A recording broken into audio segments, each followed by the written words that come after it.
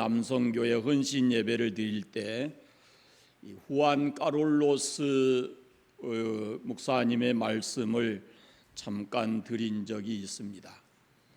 그분은 하나님의 나라의 산소는 사랑이고 하나님의 나라의 언어는 감사와 찬양이고 흑암의 나라의 산소는 미움과 비판이고 흑암의 나라의 언어는 원망과 불평이라 그렇게 했습니다.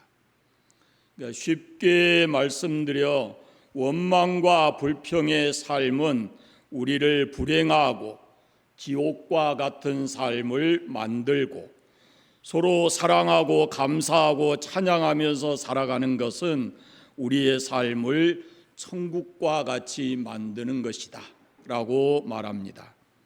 그런데 안타깝게도 이 시대를 살아가고 있는 현대인들은 감사하기보다 작은 일에도 너무 쉽게 원망하고 불평하는 삶을 살고 있습니다. 현대인들을 사로잡고 있는 이 원망과 불평은 가장 큰 것이 물질적인 것입니다.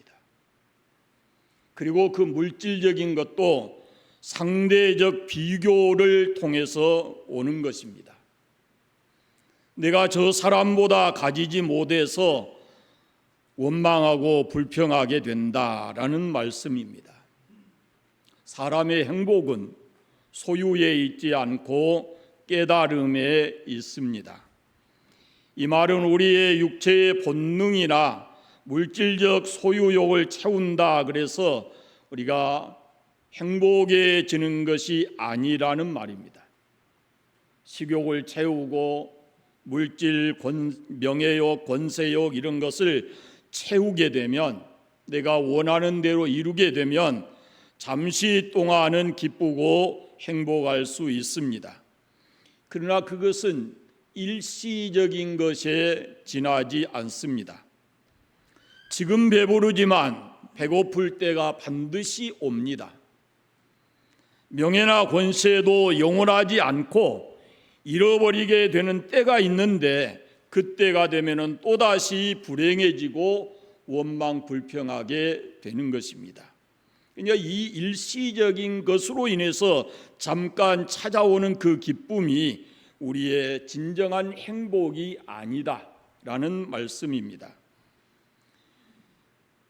깨달음으로 인해서 감사하는 마음을 가질 때 거기에 진정한 행복이 있습니다.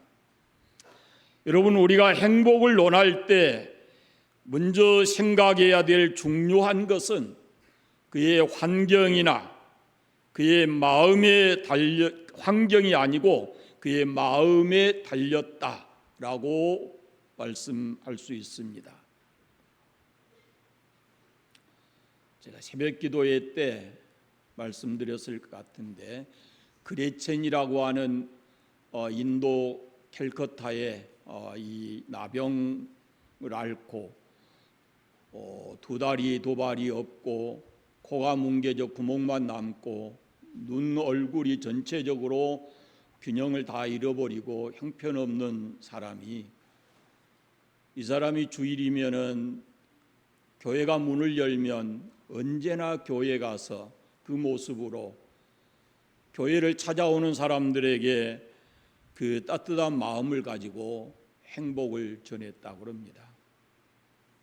여러분,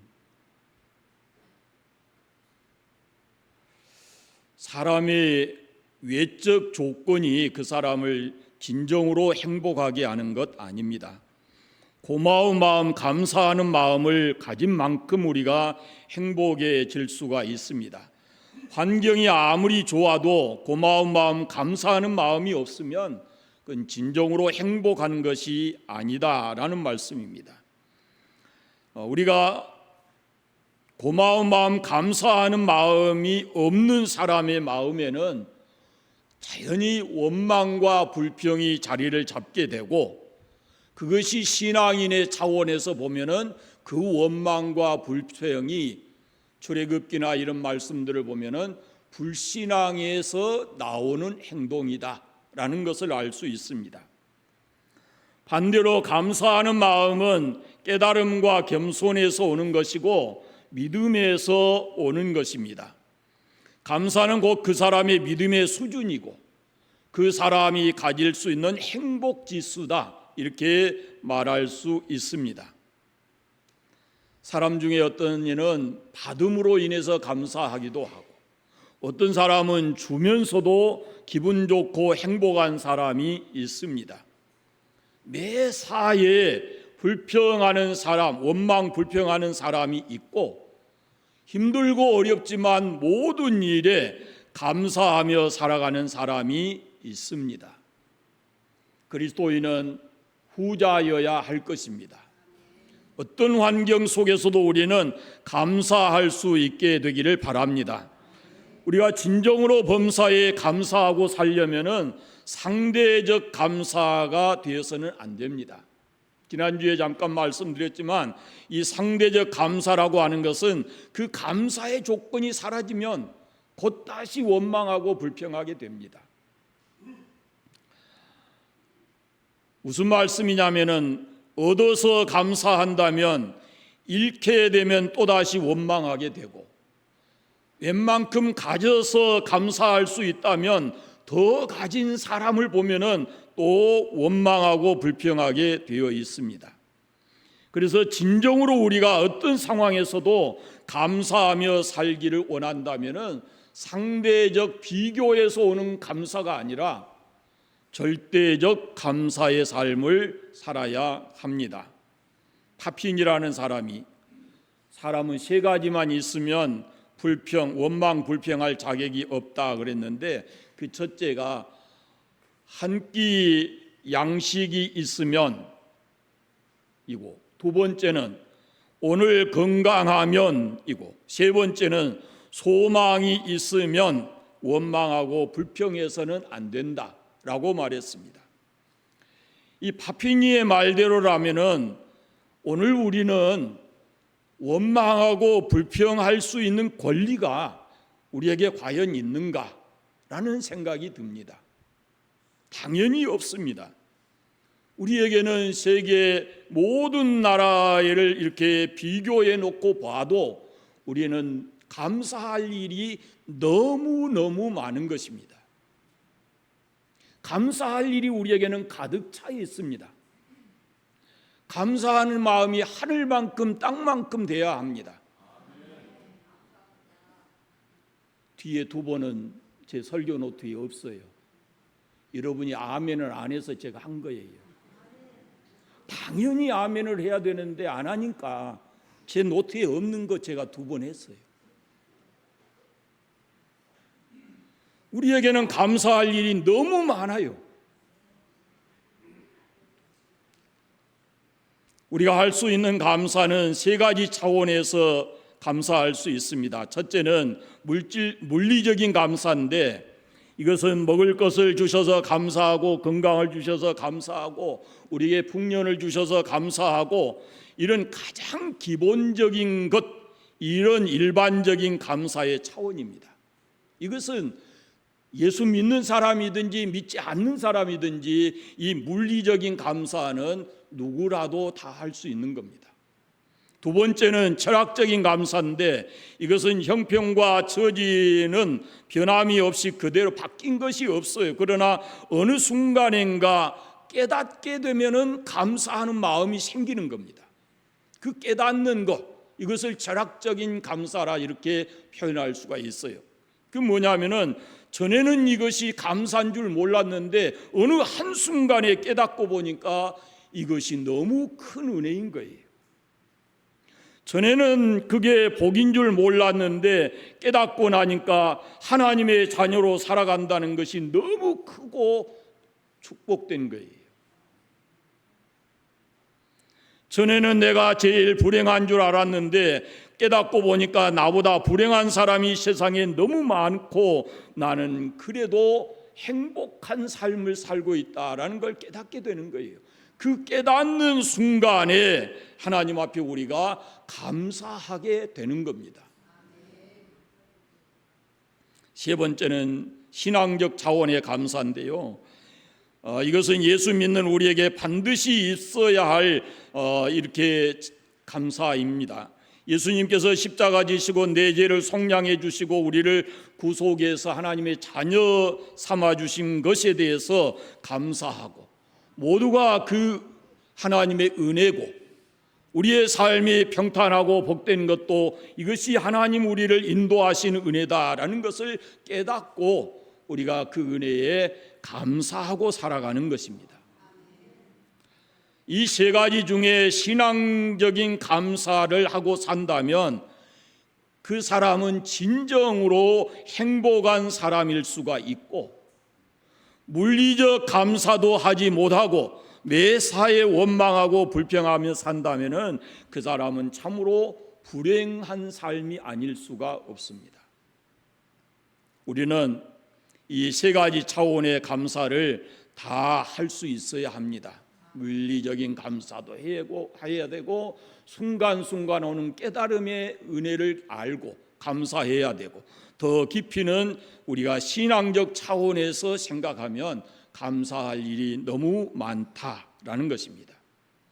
자, 오늘 말씀은 맥추절에 대한 말씀입니다. 3대 절기를 지키라라는 말씀인데, 그 중에 첫째가 무교절, 유월절이라고 할 수 있고 해방절이죠. 그 다음에 두 번째가 맥추절입니다. 맥추절, 첫 열매를 드리는 절기. 세 번째가 수장절, 지금으로 말하면은 추수감사절과 같은 것입니다. 이 감사라는 하나님의 말씀이 오늘 말씀 속에 있는데, 이것을 생각하면 첫째는 우리가 구속의 은혜에 대해서 감사해야 합니다. 이스라엘이 애굽에서 430년 노예 생활을 하고, 그 노예 생활이 너무도 치욕과 고통스러운 세월이었어요. 그래서 하나님께 부르짖습니다. 출애굽기에 보면은 하나님께서 그들의 부르짖음을 들으셨고 그들의 학대받는 모습을 보시고 구원자 모세를 보내서 그들을 젖과 꿀이 흐르는 가나안 땅으로 인도하시고 거기에서 먹고 마시고 풍성한 삶을 살아가도록 하나님께서 그들을 구원해 가셨습니다. 이스라엘 백성이 애굽에서 해방된 것, 그리고 애굽 땅에 들어가 살게 된 것은, 그것은 전적으로 하나님의 은혜입니다. 그리고 힘든 광야 생활 동안 먹고 마시고 적들로부터 보호받고 살아온 그것도 하나님의 은혜였습니다. 매일같이 만나와 메추라기를 주셔서 굶지 않고 살게 한 것도 하나님의 은혜이고, 가나안 땅에 들어가서 소산의 첫 열매를 거두게 된 것도 그것 또한 하나님의 은혜였습니다. 이 이스라엘 민족을 보면은 자신들의 노력과 의지로 이룰 수 없는 일들을 하나님께서 은혜로 그들에게 안겨 주셨어요. 생각해 보십시오. 하나님의 은혜가 아니었으면 어떻게 모든 것이 부족한 광야에서 200만 명에 이르는 사람들이 40년 동안 거기서 먹고 마시고 살았겠습니까? 그게 사람의 노력으로 가능한 일입니까? 430년 동안 종살이를 했는데 그 종살이에서 어느 한순간에 그들이 구원의 하나님의 백성으로 출애굽하게 되었는데, 그것이 하나님의 은혜가 아니면은 무엇이겠습니까? 우리가 이것을 분명하게 알아야 합니다. 오늘 우리가 어떻게 이렇게 살게 된 것은 우리의 노력만으로 된 것이 아니고 하나님의 은혜인 줄 믿습니다.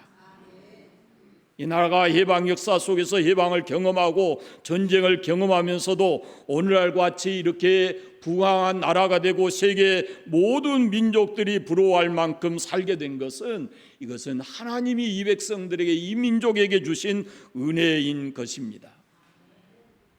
안타까운 것은 잘 될 때 더 겸손해야 되고 평안할 때 더 하나님 의지해야 되는데 거꾸로 가고 있습니다.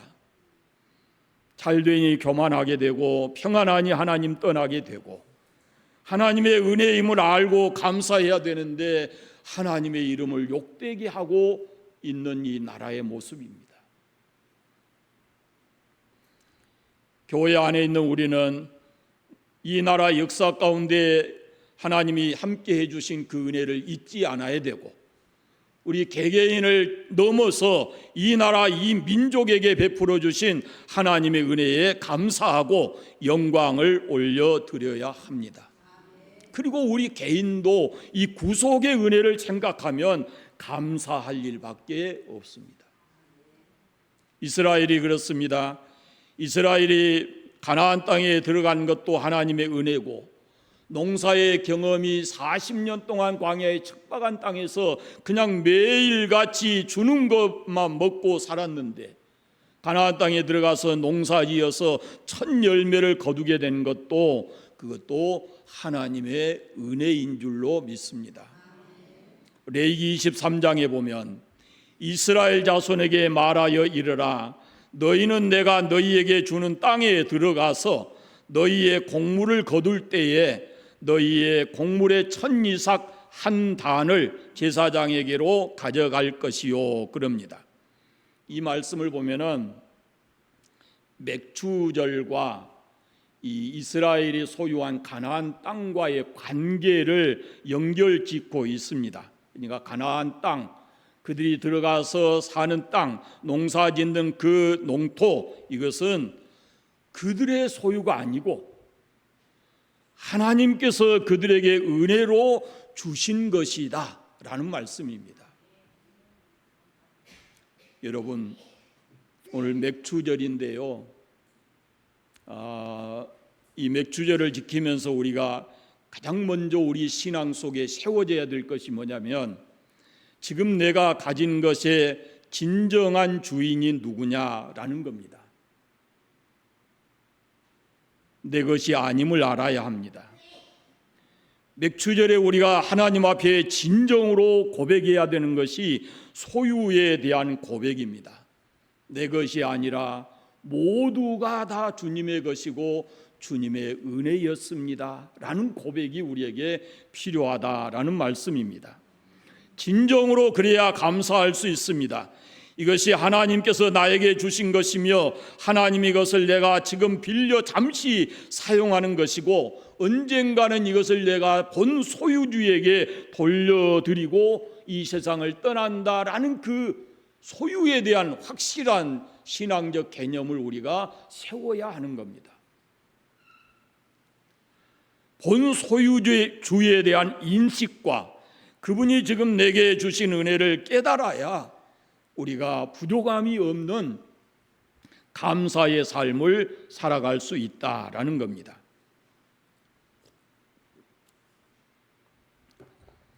나에게 주 예수를 믿는 믿음을 주신 것, 우리의 신앙생활을 지켜갈 수 있도록 말씀과 좋은 교회를 주신 것, 사업이 잘 되고 직장 주신 것, 건강하게 일하게 하신 것, 그리고 좋은 가정을 이루게 하신 것도 이것도 다 하나님의 은혜임을 깨닫고 우리가 감사할 수 있어야 합니다. 맥주절에 무엇보다도 이 은혜에 대한 근본적 감사가 여러분 이루어지시기를 바랍니다. 나를 구원해 주신 하나님, 내 인생이 끝날 때까지 나와 함께 하실 하나님, 그리고 나를 위해서 약속한 영원한 나라를 준비해 놓으신 그 하나님, 그 하나님의 은혜를 감사하시기를 바랍니다. 두 번째, 감사의 원리는 하루하루 현재에 감사하라라는 것입니다. 범사에 감사라는 말이 우리 신앙생활의 기초인데, 그런데 이런 감사를 드릴 수 있는 사람이라면 그 신앙이 반석 위에 굳게 세워진 사람이라 할 수가 있습니다. 그런데 범사에 감사하는 이 기본적 신앙이 어디로부터 오는가라는 것을 우리가 생각해 봐야 합니다. 이스라엘은 가을에 파종합니다. 파종의 시기가 보통 후반기예요. 그래서 그때 오는 비를 가리켜서 이른비 이렇게 말합니다. 그리고 그 뿌려진 씨앗이 이제 3월, 4월 겨울을 지나고 3월, 4월이 되면 여물기 시작하고, 이때 또다시 여물 때에 비가 또 오는데 그것을 가리켜서 성경에서는 늦은 비 이렇게 말합니다. 그래서 이 이른 비와 늦은 비를 맞으면서 자라는 곡식이 이거 이제 추수하게 되는데, 이 첫 추수의 절기를 가리켜서 맥추절 그럽니다. 맥추절 그렇게 말해요. 그러니까 첫 열매 그런 표현을 하잖아요. 그 말은 가을에 씨를 뿌려서 봄에 이제 봄이 되면 이것을 자라고 거두게 되는데, 그래서 1년에 처음 거두는 그런 것입니다. 이 첫 수확의 기쁨을 하나님께 감사하라라는 것입니다. 한 해를 살게 될 때 그 첫 곡식 주심을 감사하면서 하나님 앞에 절기를 지키는 겁니다. 맥추절을 감사하라라는 말씀은 이제 이렇게 양식을 주신 것과 같이 우리가 1년 내내 살아갈 동안에 하나님께서 우리의 삶을 책임지신다라는 그 믿음에서 나오는 행동입니다. 그러니까 오늘 매 순간 감사하라라는 그런 말씀입니다. 여러분, 아침에는요, 하루를 생각하면서 감사해야 돼요. 주일에는 이 일주일을 살아갈 것을 생각하면서 감사해야 되고, 매달 1일에는 한 달을 생각하면서 감사하고, 이게 성경에 나와 있는 거예요. 그 다음에 1월에는 1년을 생각하면서 감사하는 거예요. 그렇게 매일매일 하루하루를 감사하면서 살아가는 것, 그것이 바로 그리스도인의 삶이라는 겁니다. 현재 내 상황과 여건과 형편에서 감사할 줄 아는 그 신앙이 신앙적으로 보면은 성숙한 신앙, 그것이 바로 범사에 감사하는 그런 신앙이다라는 겁니다. 사랑하는 여러분, 우리의 남은 인생을 어떻게 살아야 할까요? 원망하며 불평하며 사시겠습니까? 남의 약점을 끄집어내서 비판하면서 사시겠습니까?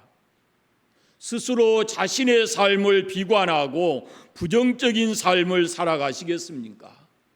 아니면은 매일같이 하나님 주신 은혜를 기대하면서 그분께 감사함으로 하루하루를 살아가시겠습니까? 그리스도인으로서 마땅히 살아야 될 삶은 매일같이 하나님 앞에 감사하고 살아가는 겁니다. 감사하는 우리에게 하나님의 은혜는 더 넘치도록 풍성하게 주실 줄로 믿습니다. 작은 일부터 감사하시기 바랍니다. 교회에 나와서도 감사하고, 가정에서도 감사하고, 직장 생활을 할 때도 감사하고, 이 나라와 민족 가운데 살아가게 됨을 감사하고, 그렇게 감사할 때 하나님께서는 우리의 삶에 더 많은 감사로 살아가도록 은혜 베풀어 주시는 것입니다. 인생을 감사로 바꾸십시다. 감사는 우리 인생을 바꿉니다. 우리가 감사하고 살면 우리 인생을 하나님이 바꾸시는 겁니다. 원망과 불평이 사라질 것이고, 늘 감사하고 행복하게 살게 될 것이고, 우리의 삶의 질이 더 높아질 것이고 성숙하게 될 것입니다. 이스라엘의 지혜서인 탈무드에 제가 가끔 드리는 말씀인데, 이 세상에서 가장 현명하고 똑똑한 사람은 누군가? 늘 배우려는 자세를 가진 사람이다 라고 했고, 이 세상에서 가장 강한 사람이 누군가? 자기 자신을 이기는 사람이라고 그랬고, 이 세상에서 가장 부유한 사람이 누군가? 내가 지금 가진 것에 만족하고 감사하며 사는 사람이다 그랬습니다. 여러분, 돈이 많아서 부유한 것이 아닙니다. 자기가 가진 것에 대해서 만족하고 감사하면서 살아가는 사람이 진정으로 부유한 사람입니다.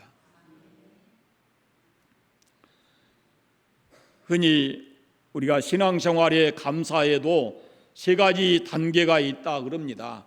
받는 단계가 있고, 그리고 감사의 단계가 있고, 드리는 단계가 있다라고 말합니다. 그러니까 제가 이 설명하지 않아도 익히 우리가 들으면 그만 알 수 있는 그런 말씀이죠. 이게 쉽게 얘기해서 자녀들이 어렸을 때 부모님께 무조건 받습니다. 그리고 어느 정도 성장하게 되면은 감사합니다라고 말하지요. 더 성숙되게 되면은, 나이 들게 되면 부모님께 무엇으로 보답할까, 효도할까라는 것을 생각하게 되는 것입니다. 그게 사람이 살아가면서 하는 그 행위죠. 마찬가지로 우리의 신앙도 그렇습니다. 우리가 받음으로 인해서 감사할 때가 있고, 그냥 감사하면서 살아갈 때가 있고, 다 드려도 부족할 것 같다라는 그런 마음에서 자신을 헌신하고 하나님께 드리는 그 단계가 있는 것이다 라는 말씀입니다. 그냥 그 성숙도에, 신앙의 성숙도에 따라서 그 감사의 모습이 달라진다라고 말씀합니다. 잠언 3장 9절 10절 말씀입니다. 내 재물과 내 소산물의 처음 익은 열매로 여호와를 공경하라. 그리하면 내 창고가 가득히 차고 내 즙들에 새 포도즙이 넘치리라 그랬습니다. 우리가 하나님을 경외할 때 하나님께서 정하신 규칙대로 하나님을 경외해야지. 그런데 이 말씀을 보면은 여호와를 어떻게 공경하라 라고 말하는가? 네 재물과 네 소산물의 처음 익은 열매로 여호와를 공경하라. 그리하면 여호와께서 어떻게 하신다고 말합니까? 네 창고가 가득히 차고 네 즙들에 새 포도즙이 넘치리라 이렇게 말씀하십니다. 그리하면 내 창고가 가득히 찬다, 내 즙들의 포도즙이 넘친다라는 말씀은 우리가 이렇게 하나님을 경외하게 되면 하나님께서 우리에게 복을 주신다라고 약속하고 있는 거예요. 사랑하는 여러분, 구속의 은혜를 감사하시기 바랍니다. 하루하루 살아가면서 감사하시고 또 삶을 감사의 삶으로 바꾸셔서 날마다 하나님께 감사하고 살아가는 그리스도인으로서 성숙된 그런 모습으로 삶을 사시기를 바랍니다. 기도하겠습니다. 감사합니다. 하나님 아버지, 오늘 맥주 감사절에 주 앞에 나와서 함께 주의 말씀을 나누었습니다. 전능하신 아버지, 우리로 하여금 우리를 구속해 주신 하나님의 그 구원의 은혜를 늘 감사하고 마음 깊이 새기고 우리가 주를 위해서 봉사하고 헌신하는 것을 기쁨으로 감당해 갈 수 있도록 은혜 주시기를 원합니다. 우리의 삶의 현장이 어떠하든지 매일같이 하루하루 하나님 은혜에 감사하고 깨닫고 살아가는 저희들 되게 하여 주옵소서. 우리 아버지 하나님, 우리의 삶 자체가 하나님께 감사하는 삶이 되도록 우리의 삶을 친히 인도하여 주시옵소서. 하나님, 우리의 삶이 남은 인생 동안 하나님께 감사하고 살아가는 복된 삶이 되게 해주시기를 간절히 원합니다. 하나님, 우리의 모든 삶을 친히 다스려 주시옵소서. 예수님의 이름으로 기도드립니다. 아멘.